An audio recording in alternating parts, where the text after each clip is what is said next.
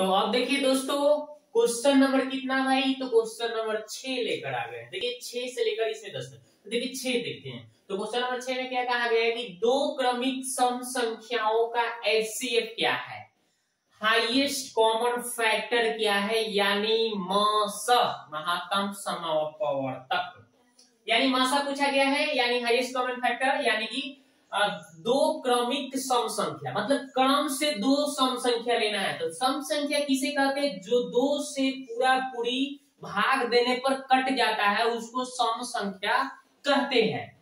तो देखिए सम संख्या 2, 4, 6, 8 ऐसे ऐसे बढ़ते जाता है भाई, 2, 4, 6, 8, 10 बढ़ते जाएगा जो दो के पहाड़ा में आता है। मतलब दो से जो पूरा पूरी कटता है भाई, दो से जो कटते जाएगा उस सभी के सभी सम संख्या कहलाता है। तो इसमें हमें दो क्रमिक यानी क्रम से हमें दो, क्रम से मतलब लगातार दो सम संख्या, कोई भी दो को ले लीजिए। चलिए मैं यही दो को ले लेता हूं, इसी दोनों का हम मसा निकाल के चेक करते हैं कि आखिर आंसर इसका होगा क्या। ठीक है, तो जैसे हम यही इन्हीं दो को मैं 6 का तोड़ रहा हूं, तो 6 को तोड़ूंगा तो 2 गुने 3, इस 8 को तोड़ूंगा तो इसको हम 2 गुने 2 गुने 2 कह सकते हैं। यानी दोनों में कॉमन क्या मिल रहा है भाई, दोनों में हमें कॉमन क्या मिल रहा है, दोनों में कॉमन हमें 2 मिला, तो मसा क्या है भाई 2 2 2। तो दो क्रमिक सम संख्याओं का मसा कितना होगा 2। याद रखना है, कभी भी सम संख्या की बात किया, दो क्रमिक की मसा पूछा, एचसीएफ पूछा, 2 मानना है। ठीक है, अभाज्य संख्या में मसा पूछेगा दो लगातार अभाज्य संख्याओं का अगर पूछेगा कि मौसा बताओ, 1 बता देना है। विषम संख्या के अगर कह दिया कि दो लगातार या दो क्रमिक विषम संख्याओं का मौसा बताइए, तो विषम संख्या में 1 ठीक है ना, 1 मिलेगा, सभी में 1 मिलेगा। विषम संख्या जैसे क्या होता है 1, 3, 5, 7 ये जाता है।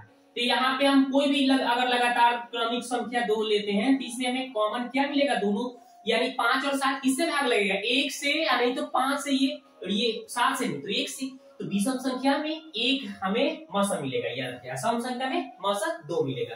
ठीक है, तो ये बात आप अच्छी तरह से समझ गए होंगे। आगे बढ़ते हैं। ठीक है, इसको हटाइए, अब चलते हैं आगे की ओर। इस क्वेश्चन को हटाते हैं। तो नेक्स्ट क्वेश्चन क्या कहा गया ये देखिए।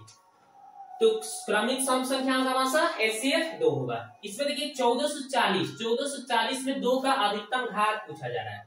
तो इसके लिए आपको करना क्या है दोस्तों, इसके लिए आपको कुछ इसमें करना नहीं, 1440 को तोड़ना है आपको। 1440 को आपको तोड़ देना है। 2 से तोड़िएगा 7, 720, फिर 2 से 36, 360, फिर 18 दूना 36, फिर आपका 90, फिर 2 से 45। अब यहां से तोड़िएगा तो 3 से 15 तिया 45, फिर 3 से 5 तिया 15, फिर 5 से। ठीक है, यानी कि हमें 2 की बात हो रहा है, इसमें 2 देखना है कि कितना अधिकतम है। तो 1 2 3 4 5, ये तो 3 3 5 है, तो हमें सिर्फ 2 की बात किया गया है, सिर्फ 2 की बात। तो कितना 2 है, 1 2 3 4 5, यानी 2 की पावर 5 आ रहा है, और 3 2 बार है। ठीक है, और हमें 5 एक बार है। ठीक है, तो हमें सिर्फ इसमें पूछा गया है कि 2 का अधिकतम घात। तो 2 का अधिकतम घात कितना है भाई, 5 है ना, कहाँ है 5 है, कहाँ है, option number C for cat. मारिए 5 आंसर मारिए। ठीक है, यानी कि ऐसे अगर पूछता है तो आपको गुणनखंड ऐसे तोड़ना है, 2 को देख लेना है कई बार 2 आया है, वही इसका आंसर 5 बार आया था, 5 आंसर। नेक्स्ट देखिए π/2 क्या है। तो जब भी पूछ दे आपसे कि π/2 क्या है, पाई कहीं आ गया, पाई का रूप कहीं भी आ गया तो अपरिमेय हो गया। पाई का रूप कहीं भी आए, भाग में आए, गुना में आए, जोड़ में आए, कुछ भी, जैसे कोई π+2 बोल दिया अपरिमेय, π-2 बोल दिया अपरिमेय, 2π बोल दिया अपरिमेय, π/2 बोल दिया अपरिमेय, ये सब अपरिमेय हो गया। क्योंकि पाई क्या है, एक सरा हुआ आम है, कहीं भी बढ़िया के साथ गया तो सबको सरा देगा। ठीक है, यानी कि इसका अपरिमेय मारिए, कहाँ है, ऑप्शन नंबर सी, यानी π/2 अपरिमेय संख्या। ओके, समझ गए होंगे। आगे बढ़ते हैं। तो चलिए आगे बढ़ना है, आगे की ओर क्वेश्चन देखना है। चलिए आगे की ओर क्वेश्चन क्या कहा गया है। क्वेश्चन नंबर 9 देखिए कि 7/7 पर रेफरिंग है, बोला है कि क्या होगा इसका p/q के रूप पूछा गया है। कैसे बनाएंगे आप। तो इसके लिए आपको करना क्या है, कहीं भी अगर आपको दिखे, कहीं भी अगर, ये सब हटा देते हैं, कहीं भी अगर आपको दिखे, क्या दिखे, अगर आपको कहीं भी दिखे, क्या दिखना है, तो अगर दशमलव के बाद एक अंक है उस पर एक रेकरिंग दिखे, तो हम इसको तो देखते ही देखते उत्तर मार सकते हैं। 7 है ना भाई, 7, नीचे 9 लिख देंगे। नीचे कितना लिख देंगे, जैसे ऊपर कितना है 7 है तो 7 और नीचे कितना 9, आंसर हो गया। कहाँ है ऑप्शन नंबर ए।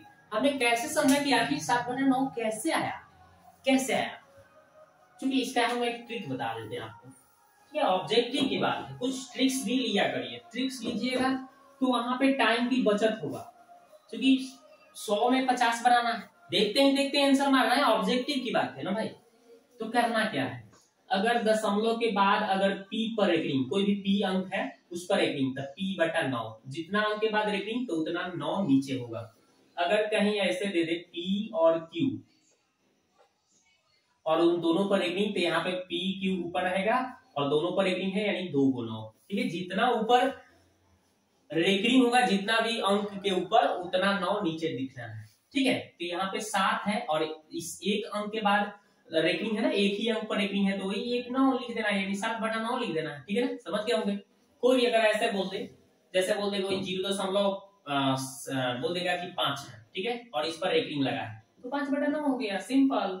कोई बोल दिया कि 5 3 इस पर रेकरिंग लगा है, क्या बोलेंगे 5 3/2 × 9, 2 पर रेकरिंग है तो 2 × 9 डालेंगे बट्टा में, वही अंक ऊपर डालना है। अगर काटने वाला होगा तो काटेंगे, नहीं काटने वाला होगा छोड़ देंगे, ठीक है।